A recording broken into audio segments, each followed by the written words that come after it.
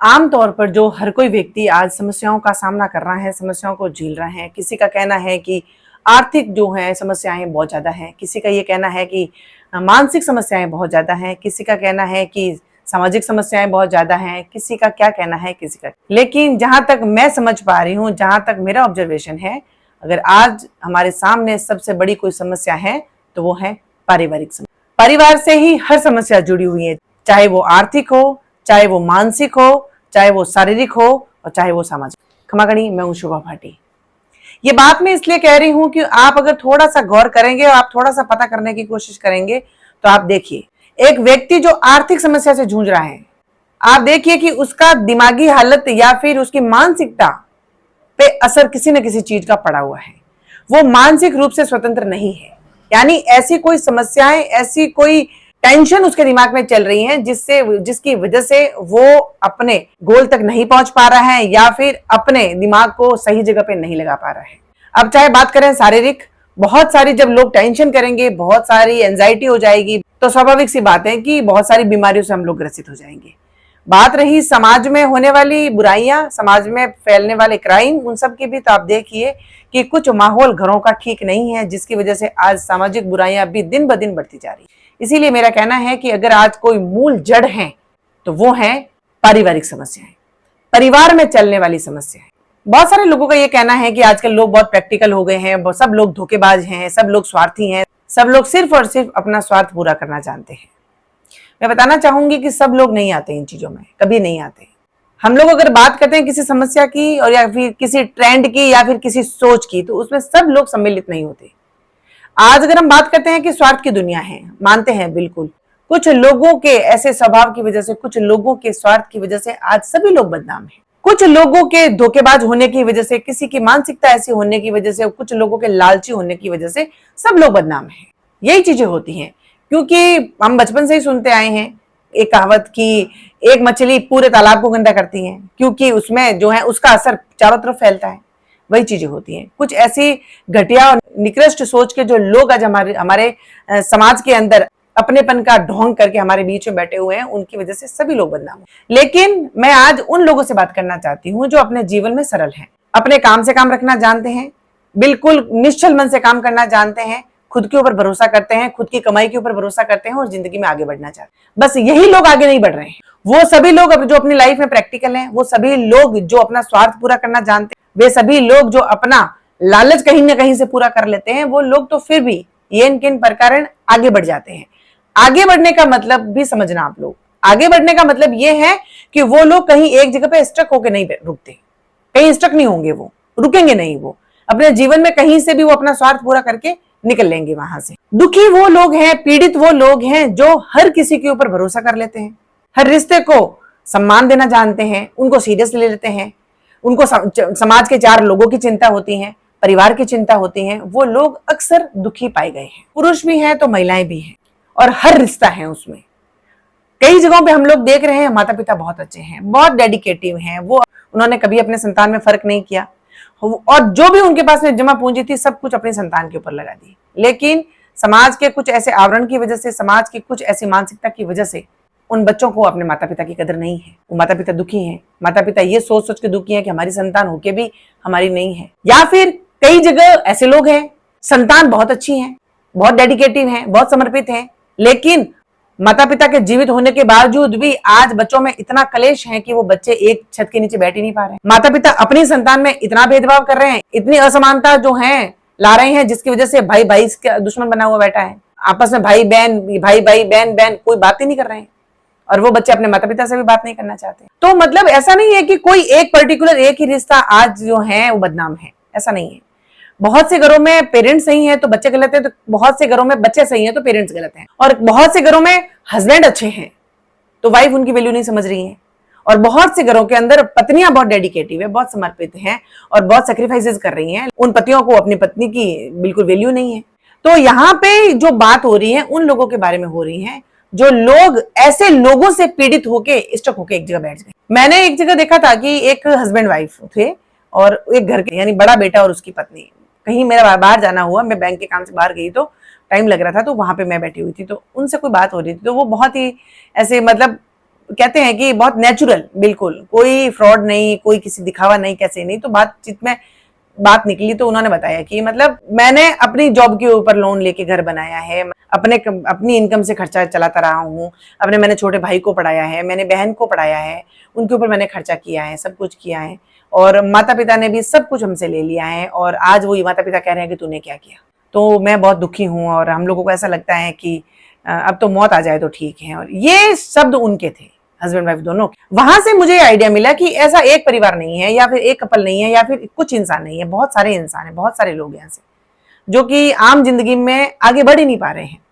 उन सब तमाम लोगों से एक बात कहना चाहती हूँ, संसार के अंदर एक व्यवस्था बनी रहे, एक बैलेंस बना रहे, इसीलिए परिवारों की व्यवस्था की गई, परिवार बनाए गए। परिवार में कुछ लोग एक साथ रहते हैं जिसकी वजह से उनका सामंजस्य बैठ जाता है और विचारों का आदान प्रदान हो जाता है और एक बैलेंस बना रहता है। इस वजह से परिवारों की व्यवस्था की गई।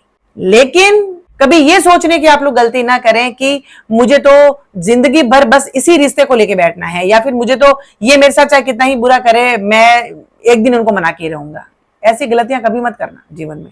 आप ग्रंथ का अगर सार पढ़ेंगे या पता करेंगे तो उनका सार यही है, इस धरती पे जिस भी व्यक्ति ने जन्म लिया है उसका लेखा जोखा या फिर उसका अंत उसके कर्म पे होना है। ईश्वर कभी भी आपका ये नहीं पूछेगा, या फिर आपको कभी ये बताकर संतुष्टि नहीं की जाएगी कि तूने उस रिश्ते के लिए क्या किया, तूने पत्नी के लिए क्या किया, तूने पति के लिए क्या किया, तूने अपने संतान के लिए क्या किया, या फिर तुमने अपने माता पिता के लिए क्या किया। नहीं, कभी ऐसा नहीं होता। मैं मानती हूँ इस चीज को बिल्कुल, क्योंकि ये मेरी आप बीती मैं आप लोगों के साथ में शेयर कर। आज हमारे समाज के अंदर, आज हमारे देश के अंदर माता पिता को भगवान का दर्जा मिलता है, बिल्कुल मिलता है, क्योंकि माता पिता एक उम्र तक निस्वार्थ अपने संतान की परवरिश करते हैं और उन बच्चों के ऊपर पैसा लगाते हैं या डेडिकेट होते हैं। लेकिन आज इस कलयुग के अंदर कई घरों के अंदर माता पिता भी ऐसे हैं, जब बच्चों की शादी हो जाती है और उसके बाद में जिस बच्चे से उनका लगाव है या फिर सिर्फ जो उनकी सोच के अकॉर्डिंग चल रहा है, चाहे वो संतान गलती क्यों ना हो, बस वो पेरेंट्स उन बच्चों का ही सपोर्ट कर रहे हैं। दूसरा बच्चा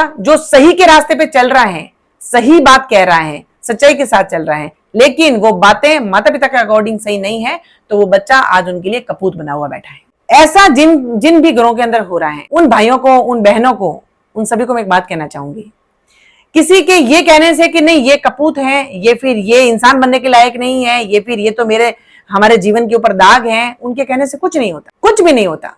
भगवान राम को जब 14 वर्ष का वनवास दिया कि 14 वर्ष उनको वनवास जाना है, जब वो जा रहे थे और राम के वियोग में, राम की तड़प के, राम राम कहते हुए उनके पिता के जब प्राण जा रहे थे और वो तड़प रहे थे राम के लिए, तब वो बहुत से लोगों की यह कहना था कि देखो उनको पिता के ऊपर भी तरस नहीं आया, भगवान राम को रुक जाना चाहिए था, क्योंकि पिता तो भगवान के बराबर होता है एक संतान के लिए। वहां चीजें क्या सिखाती हैं कि आपका कर्म, आपकी जबान, आपका कर्तव्य क्या है। वहां पे अगर ये सोचते कि नहीं क्योंकि पिता ने मेरे को 14 वर्ष बोला लेकिन मेरे पिता मर रहे हैं इसलिए मैं नहीं जाऊंगा वहां पे, ऐसा नहीं होता। अगर वो राम ऐसा सोचते, ऐसा करते, तो आज वो मर्यादा पुरुषोत्तम राम नहीं होते। मर्यादाओं में रहते हुए पुरुषों में उत्तम, उसी को कहा जाता है मर्यादा पुरुषोत्तम, और वही काम आज राम ने किया, इसीलिए उनको मर्यादा पुरुषोत्तम राम कहा जाता है। किसी एक रिश्ते से आप बंध के नहीं बैठ सकते। हाँ, बस इस बात का आप विशेष ध्यान रखें, आज हमारे साथ में बहुत सारे लोग गलत करते हैं, हमारी आंखों के सामने गलत करते हैं, या फिर हमने जो उनके लिए समर्पित भावना रखी, जो समर्पण किए, जो त्याग किए, उनके जीवन में उन चीजों की कोई वैल्यू नहीं होती। और बार बार वो हम लोगों को ये चीज रियलाइज भी कराते हैं कि तुमने हमारे लिए क्या किया, हमारे लिए कुछ नहीं किया। बेस्ट ऑप्शन है आगे बढ़ने का, हमने कुछ नहीं किया, आप अपने मन में शांति धारण कर लीजिए कि ठीक है हमने कुछ नहीं किया। ये सुन सुनकर हम लोग अपने आप को बार बार तकलीफ दें और बार बार ये सोचें और ये कहें कि मैंने इसके लिए कितना किया, देखो आज इसको वैल्यू नहीं है, तो नहीं है उसको। आप 100 बार बोलोगे तब भी यही बात होगी कि उसको नहीं है वैल्यू। और आपके बार बार सोचने से, आपके बार बार गिनाने से और आपके बार बार कहने से वो कभी इस चीज को रियलाइज नहीं करेगा कि हाँ तुमने मेरे लिए कुछ किया। वो कोई भी रिश्ता हो सकता है, इवन कोई भी माता पिता भी, जिन माता पिता ने ठान ली और जिनकी सोच ऐसी बन गई कि इस संतान ने मेरे लिए कुछ नहीं किया, तो आपको ज्यादा अपने आप को तकलीफ देने की जरूरत नहीं है। वो नहीं मानेंगे, कभी नहीं मानेंगे, आप कितनी कोशिश कर लीजिए। इससे बेटर तो ये है कि आप आपकी जो मानवता है, आपकी इंसानियत है और आपके जो कर्तव्य हैं उनको लेके आगे बढ़िए। सोचिए कि ये एक जिंदगी का एक मोड़ था, यहां से नया टर्न लेना है, आगे चलिए, आगे जिंदगी आपका वेट कर रही है। रास्ता आपको दिख रहा है लेकिन आप चल के आगे नहीं जाना चाहते, तो इसमें आपके भगवान आके आपका हाथ नहीं पकड़ेंगे और नहीं खींचेंगे आप। और इस दौड़ भाग भरी जिंदगी के अंदर कोई भी ऐसा व्यक्ति नहीं है जो आपके लिए पीछे रुकेगा। और बहुत सारे घरों के अंदर माता पिता ने बहुत कुछ किया है, लेकिन संतान जो है वो नहीं मान रही है, उनके एहसानों को नहीं मान रही है और कह रही है कि आपने हमारे लिए कुछ नहीं किया। तो उन माता पिता को भी मैं कहूंगी कि आपने आपके फर्ज पूरी तरीके से निभा लिए। आपने आपका फर्ज निभा लिया, आपने संतान को बड़ा कर दिया, उनको पढ़ा दिया, लिखा दिया और अब अपने पैरों पे खड़ा करके छोड़ दिया।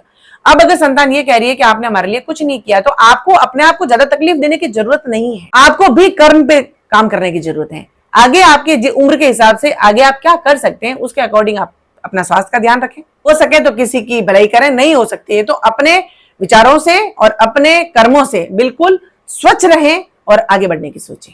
और जो भगवान ने आपको उम्र दी है उसमें जो आप कर सकते हैं वो करिए। मैं अपनी एक स्कूल चलाती हूँ, तो उसमें एक महिला आई थी, तो वो बोलती है कि मैंने मेरे पति के कहने पे आगे पढ़ाई नहीं की, मैंने बच्चों को संभाला, घर गृहस्थी को संभाला और अब जब बच्चे बड़े हो गए, स्कूल जाने लगे हैं, तो मैं ये कह रही हूँ कि भाई मैं आगे पढ़ूँ, कुछ करना चाहती हूँ, तो मेरे को साफ मना किया जा रहा है और कहा जा रहा है कि मैं तेरे को तलाक दे दूंगा। अगर हम किसी को सपोर्ट कर रहे हैं और हम बिल्कुल समर्पित भावना से उसके साथ में खड़े हैं और कल हमारी जब बारी आती है, हमारी टर्न आती है और कोई ये कहता है कि नहीं तू ऐसा नहीं कर सकती है, हमारी जिंदगी का रिमोट किसी के हाथ में नहीं है, हमारे हाथ में है। ये हमारी इच्छा थी कि हम किसी को सपोर्ट करेंगे और आज भी हमारी इच्छा है कि हम हमारी जिंदगी में कुछ करेंगे, क्योंकि मैं बार बार कहना चाहती हूँ कि आपका एंड जो है आपके कर्मों के साथ होना है। तो कोई भी रिश्ता इतना इंपॉर्टेंट नहीं होता है, कोई भी रिश्ता इतना हमारे जिंदगी के अंदर महत्वपूर्ण नहीं होता है कि वहां पे हम रुक जाएं। ये रिश्ता मेरे को कुछ भी समझता ही नहीं है, ये रिश्ता मेरी वैल्यू नहीं करता है, नहीं करता है, वो आपको पता है कि नहीं करता है। अब जीवन में आगे क्या करना है तो वो करिए ना। हाँ, किसी ने आपके साथ बुरा किया है तो जरूर नहीं है कि हम उसके साथ वापस बुरा करें। आपको भला बुरा बोल रहा है तो जरूर नहीं है कि हम उसको वापस भला बुरा बोले, ठीक है, लेकिन हम उसके पीछे हाथ जोड़ के लग जाए, उस रिश्ते के पीछे ही पड़ जाए कि नहीं इसके बिना तो मेरा जीवन जो अधूरा है, इसके बिना मेरी जिंदगी जो है अधूरी है, मैं इसके बिना जी नहीं पाऊंगा या जी नहीं पाऊंगी। ये सिर्फ और सिर्फ आपकी बेवकूफी है। और इसी वजह से कुछ बहुत ही ऐसे सरल लोग, रिश्तों को वैल्यू देने वाले लोग एक ही जगह पे आज खड़े हैं, वहीं पे रुके हुए हैं जिंदगी को लेके कि इन्होंने हमारे साथ ऐसा किया, कर लिया इन्होंने आपके साथ, अब कुछ भी बदल नहीं सकता। बस यू हैव टू डिसाइड कि हमें क्या करना है, हमें आगे कैसे बढ़ना है। जिंदगी में बहुत कुछ करने के लिए आगे हैं, जो चीजें हो गई उसको छोड़िए और आगे बढ़िए। कोई आपको सर्टिफिकेट नहीं देगा कि भाई तूने मेरे साथ अच्छा किया या तूने मेरे साथ गलत किया। बस एक बात है, आपके कर्म ही आपकी सबसे बड़ी जमा पूंजी है, सबसे बड़ा धन, सबसे बड़ी सेविंग आपके कर्म है। आपके अंदर कितनी कैपेबिलिटी है, नोबडी विल टेल यू।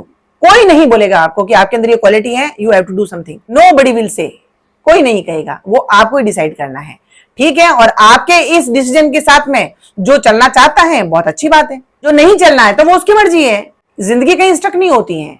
हाँ, जिंदगी में बैलेंस बनाने के लिए, चलने के लिए हम एक दूसरों की कदर करते हैं, एक दूसरों की फीलिंग्स की कदर करते हैं और आज हम उसको सपोर्ट कर रहे हैं तो कल वो हमें भी सपोर्ट करें। ये चीजें सामंजस्य बिठा के चलती हैं। बट ऐसा नहीं है कि मैं किसी की पत्नी बन गई हूं या मैं किसी का पति बन गया हूं, मैं किसी की संतान हूं, इसीलिए बस मेरा कर्म यही है कि बस मैं इन्हीं की पूजा करूं। ऐसा नहीं होता है, ऐसा कभी नहीं होता है। आपको जीवन मिला है सही कर्म करने के लिए, मानवता दिखाने के लिए, इंसानियत दिखाने के लिए और अच्छे कर्म करके अपना नाम कमाने के लिए। माता पिता नाम देते हैं, कमाना हमारे हाथ में होता है। उसके लिए क्या करना चाहिए और क्या नहीं करना चाहिए वी विल डिसाइड, दूसरा कोई नहीं बताएगा आपको। रिश्तों को अहमियत देना बहुत अच्छी बात है, लेकिन रिश्ते को पकड़ के बैठ जाना सबसे बड़ी बेवकूफी है। इसीलिए अपने जीवन में जिन्होंने आपको डिनाई कर दिया है, जो आपको नहीं मानते हैं, उनको छोड़ने में सरलता के साथ में, बिल्कुल जीवन में गांठ नहीं बांधनी है। बस उनको वो सोचना है कि ठीक है वो नहीं मानता, इट्स ओके। हम जिंदगी में उससे दुश्मनी करें, हम जिंदगी में उसके लिए भला बुरा कहें, हम उसको लेके बैठ जाएं तो आपके समय की बर्बादी है और कुछ नहीं होगा। बस आगे बढ़िए, आगे देखिए, मुड़ मुड़ के जितना पीछे देखेंगे उतना पीछे रहेंगे। आगे बढ़िए और आप क्या कर सकते हैं आप जानते हैं, कोई आपको ये रियलाइज नहीं कराएगा। इसीलिए चाहे रिश्ते हो, चाहे इंसान हो और चाहे कोई भी इंसिडेंट हो, पकड़ के बैठोगे तो वहीं रुक जाओगे और छोड़ के आगे बढ़ोगे तो कामयाब हो जाओगे।